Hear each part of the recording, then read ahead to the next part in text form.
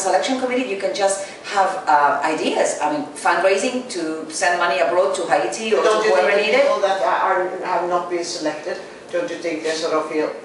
I don't think so, because if you have a leader in the selection committee with good communication skills, the leader will probably be able to, when they're giving information, they're getting the kids involved and committed to the social work or to the concern. Right, because the idea is that you're connecting them to the bigger idea and Absolutely. not necessarily their own personal journey. You have to make them realize that everything they can do is in themselves. And I'm Yuan Pao Wu from Singapore originally. I now live in North Vancouver. And year? Year 6, 1979 to 1981. So that had a very huge impact, physically and emotionally, to be isolated from city life. But I think more deeply, it gave me an exposure to ideas about change and the role of individuals in making change, both on a small scale but potentially on a large scale as well. Just the sense that an individual can make a difference. But I would say one really important thing about students coming to Pearson for the first time, new students, is to be really mindful about the need to look after yourself. You know, your health and your welfare, and making sure you get enough rest and you look after yourself in terms of diet and exercise and all that. Not to be self-indulgent, but you know, if you're not healthy, then you won't be able to pursue all of the other things that you want to pursue. But I've been very fortunate in my work. I travel a lot, and from time to time I meet not just Pearson but UWC graduates. We always have an instant connection, and that's been a very important network that I'm privileged to have. I'm not sure that other kids don't have that ethos as well, and I think we have to be very careful not to imagine that you know, those who went through a Pearson or UWC experience have some sort of a superior ethical grounding or anything like that. It's really very possible and indeed necessary for all schools. So I'm Jorge from Peru, year 5, so 30th reunion, and I'll talk about a couple of things. So some things that are very different. When we were here, there really were no rules. You know, we had guidelines and expectations. Life itself, you know, when we were here, I think at least half of the students smoked. You know, all the Europeans, most of the South Americans, and it's great, I think, that now people don't. You know, because we walked around smelling like cigarettes all the time, and we had all kinds of fire hazard and whatnot. And now that's very different. And as far as our advice, you know, I guess the best advice I can give people is to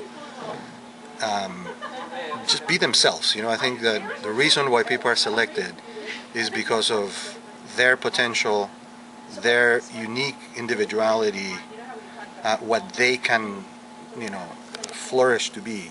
And I imagine one of the pressures is to fit in. And many times to fit in, we try to be like the others.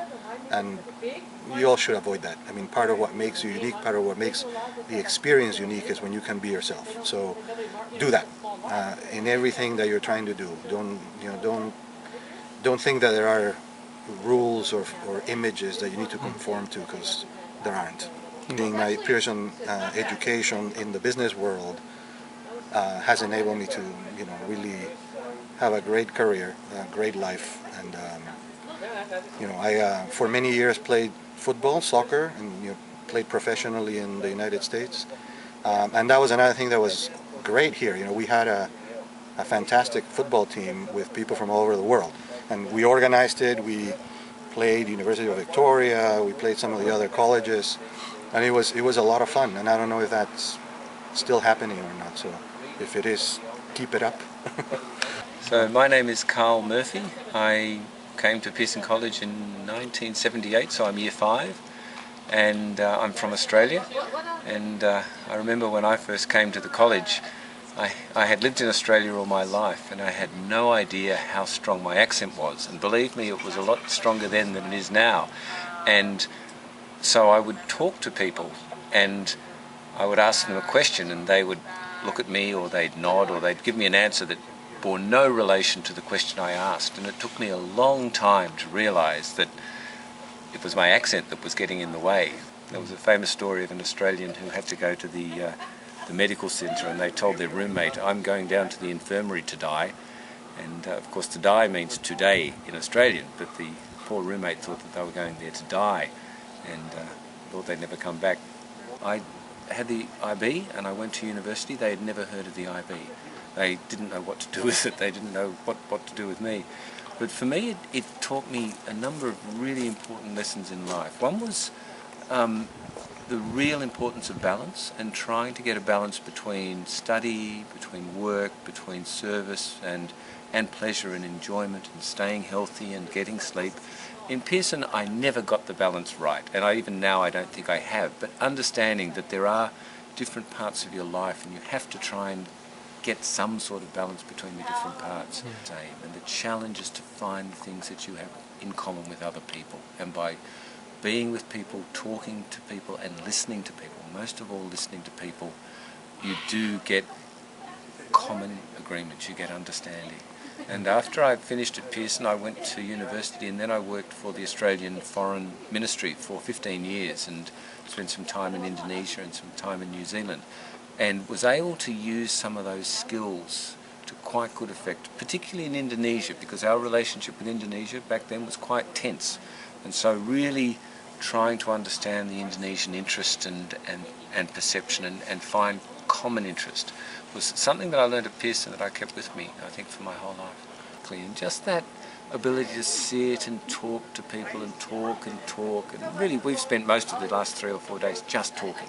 And we've talked while we've been out in the boat or at the beach or up in Max Bell, but we've just been talking, and that's what we did at Pearson. That's what you do at Pearson. It's the most important thing, I think, to be happy. And it's a hard place sometimes. Sometimes you are depressed. Sometimes, always you're tired, and sometimes you just feel exhausted. But my main memory of Pearson was feeling happy, and that's how I feel now, just coming back and feeling really happy and just connecting with people who I 30 years ago I loved very deeply, and it's nice to feel that sense of love come back. But I think it's an investment in the future of the world, and it's a very, people want to see immediate results and they want to see return on investment quickly, and so it is a hard message to sell. But I think it is about the personal experience of everyone who's been here. No, but hey, look, you don't want to hear an old man and see, I had more hair when I was at Pearson. My only advice to you would be, enjoy as much as you can, but try and get that balance between all the different parts of your life, because I know my experience sometimes is I spend too much time doing one thing and not enough on another. And getting a balance in the different parts of your life at Pearson, I think, is the best thing you can ever hope to do. And I wish you all very, very good luck in the year. Thank you very much. Thank you. That's good.